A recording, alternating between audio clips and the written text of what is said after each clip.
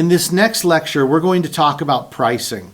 Now, pricing is important because this is where we make our money, and pricing correctly is very important because we don't want to be too low and we don't want to be too high for obvious reasons. But let's talk a little bit about the cost models and how they affect our pricing. So I've got a couple of examples of direct sales and a distribution type selling model, and I want to talk about margins and our selling price. So if we walk through this, let's say that we have a product that has a manufactured suggested retail price, or MSRP, of $100.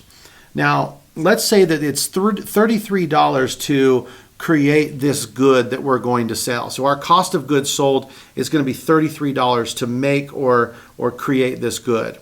And then let's say that we have an additional overhead cost of $20 for research and development, for the way that we sell, sales representation and materials, and then also our administrative costs, managers, CEO, team managers, accounting and admin staff. And so let's say that out of every part that we sell, $20 is our selling and administrative. So if we were to take that to market and sell our $100 item at a slight discount of $90, so 10% off, we would have a profit of $37. Now, this makes a lot of sense. However, what we're counting on is that we will be able, through our $20 of R&D, selling, and administrative, that whatever chunk is selling, that we'll be able to move enough product.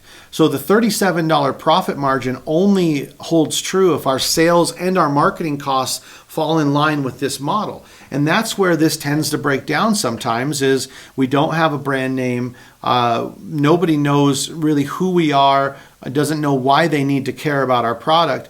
And so this is where we sometimes have to retool, or it takes a little longer than we thought to move product. Now here's another option. So resellers or indirect selling. So we would still have the exact same cost to produce the product, which would be $33. But our selling and administrative costs would go down a little bit, because if we sell through distribution, we need to set up just one relationship in order for the distributor to take over and sell to a lot of different people. And so our selling cost goes way down, and theoretically our volume should go up because they take that on.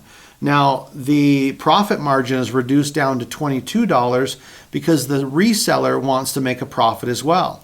So in this scenario, the reseller would have a $20 or 20% profit margin on this $100 MSRP product. For their $20, again, they hold relationships with a lot of different people. They move a higher volume of product. And let's say that the end user still is going to pay $90, except for instead of buying direct from us for $90, they're buying through distribution. So again, we get a $22 profit, but the margin is lower and the volume is higher, and that's the trade-off that we're making. So when we compare those two together, you can see that although the cost of goods sold stays the same, we're trading selling cost for profit within the distributor and keeping that distributor loyal to us. Now, distributors are typically going to take on a product if they think it's going to sell. Sometimes they're a little bit hesitant because they don't want to get stuck with the product, so they might try to do a consignment model. They might try to do anything they can to mitigate their risk.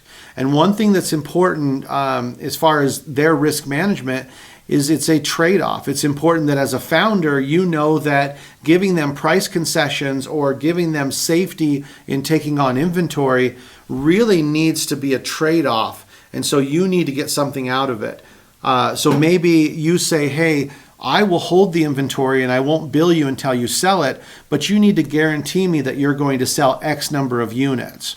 Or maybe we'll consign the product to you, you hold on to it, and you sell it and only pay me when you sell it.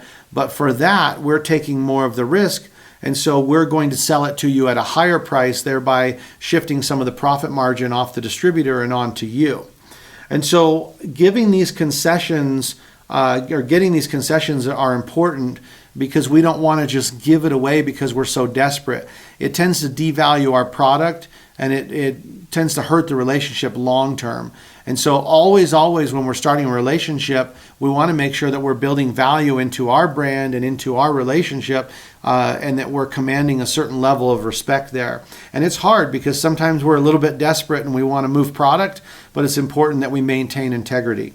Now, something to think about is that if you are doing an OEM type channel, so an indirect sales through an OEM relationship, some of your cost of goods sold is going to be alleviated because you are going to be selling that product directly to another party. So you're not going to have to develop a full product, but you might develop maybe a cheaper small version that you sell, and they incorporate it into their full product. And so there's lots of different ways to do that, but typically the OEM side of it is going to reduce your cost of goods sold, thereby allowing you to sell that product for a lot less and still maintaining a decent margin. So pricing is an important consideration. It's important that you get it right out the gate, but usually we don't get it right, and so we have to play with it a little bit, and we need to test the price sensitivity of our market. And so there's a little bit of a chess game that goes on between finding the right customer segments, people that are willing to buy your product and buy it at a profitable price, and then understanding, how much can I really charge for it before I ruin the perception of my product and I cause people to walk away and not buy it. So those are all important topics. Okay, I'll see you in the next lecture.